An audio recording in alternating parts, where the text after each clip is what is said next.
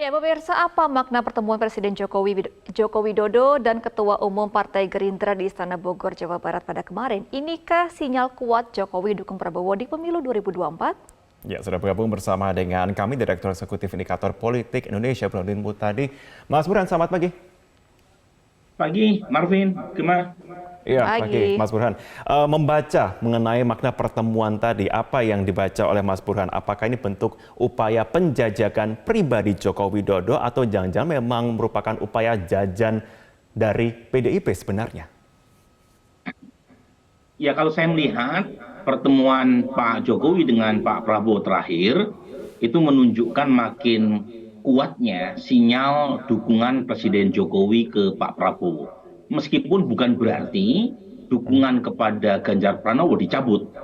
Jadi tetap saya melihat Pak Jokowi ingin memberi semacam balancing of support gitu ya, baik kepada Prabowo maupun ke Ganjar. Cuma sinyalnya lebih menguat ke Pak Prabowo. Bayangkan baru pulang dari Hiroshima, Jepang, yang pertama kali ditemui adalah Pak Prabowo. Kita tahu menteri Pak Jokowi banyak dan mungkin ada yang punya alasan bahwa pertemuan tersebut antara presiden dengan menterinya. Tetapi kenapa pertemuannya lebih intensif dan mungkin menteri yang relatif paling awal dipanggil pulang dari kunjungan kerja ke luar negeri hanya Pak Prabowo. Jadi lagi-lagi menunjukkan kesan Presiden Jokowi sedang memberi angin kepada Prabowo Subianto. Ya, Mas Burhan, kalau dilihat dari sisi Prabowo-nya nih, sebenarnya apa yang diincar Prabowo? Apakah tetap ingin menjadi kawan atau lawan, atau mungkin bahkan ingin dipasangkan dengan Ganjar dari PDIP oleh Presiden Jokowi ini? Kalau saya melihat justru sebaliknya ya. Jadi apa yang terjadi belakangan, apalagi setelah elektabilitas Prabowo menguat di beberapa lembaga sedikit mengungguli Ganjar Pranowo, sepertinya keinginan untuk menduetkan Prabowo dengan Ganjar dengan posisi Prabowo sebagai cawapresnya kemungkinan harus dipendam rapat-rapat. Karena bagaimanapun potensi Prabowo untuk menang juga terbuka. Bahkan dalam simulasi head to head, bukan hanya survei Kompas ya, tapi survei LSI, survei Indikator Politik Indonesia, dan beberapa lembaga yang lain juga menunjukkan momentum elektoral justru berada di tangan Prabowo.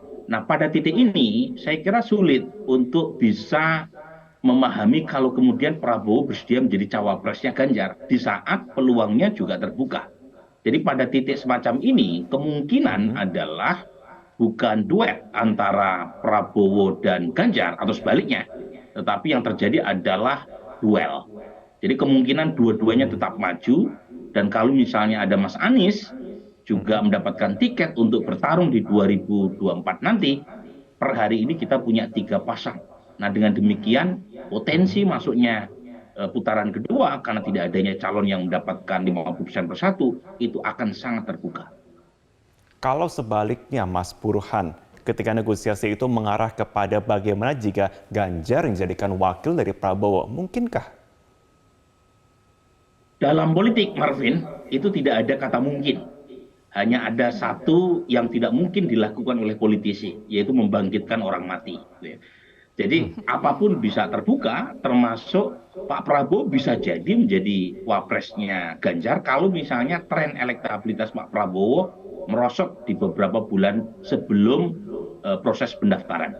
Jadi menurut saya apapun bisa terjadi, termasuk Ganjar yang sudah dicapreskan oleh PDI Perjuangan, kalau kemudian mengalami penurunan performa elektoral, dan saat yang sama Anies Baswedan mengalami penguatan, sehingga perlu diantisipasi dengan menjodohkan dua orang yang dianggap sebagai all president man, ya sangat mungkin dua-duanya, yaitu Prabowo atau Ganjar atau sebaliknya, itu dijodohkan untuk melawan Anies Baswedan jika Anies mengalami rebound atau penguatan secara elektoral.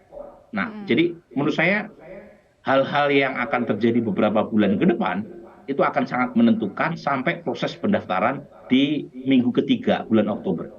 Nah, nanti mungkin akan diputuskan jelang proses pendaftaran apakah Prabowo dan Ganjar akan bersanding ataukah akan bertanding. Nah, Mas Burhan, dengan kemesraannya Jokowi dan juga Prabowo, apa yang harus dilakukan oleh Ganjar dan juga PDIP untuk tetap menguatkan suara mereka jelang pendaftaran nanti?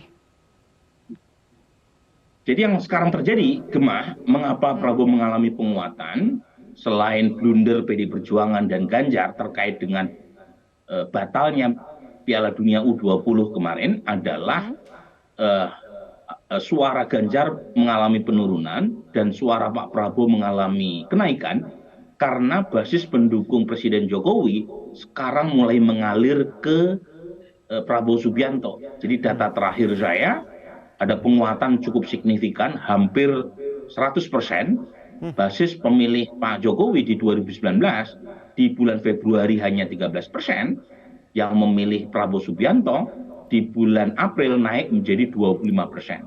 Sebaliknya, pendukung Pak Jokowi di pemilu sebelumnya yang memilih Ganjar Pranowo itu mengalami penurunan dari sebelumnya sekitar 45%, terakhir di bulan April tinggal 37%.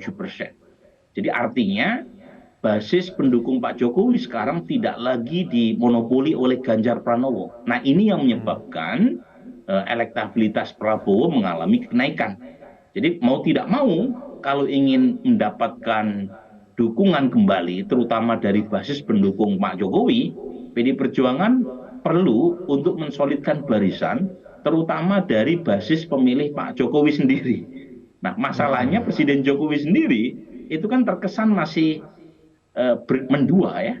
Jadi satu sisi masih mendukung Ganjar Pranowo, ditunjukkan kehadirannya dalam deklarasi Ganjar sebagai capres PD Perjuangan, tapi di sisi lain juga memberi angin kepada Prabowo Subianto.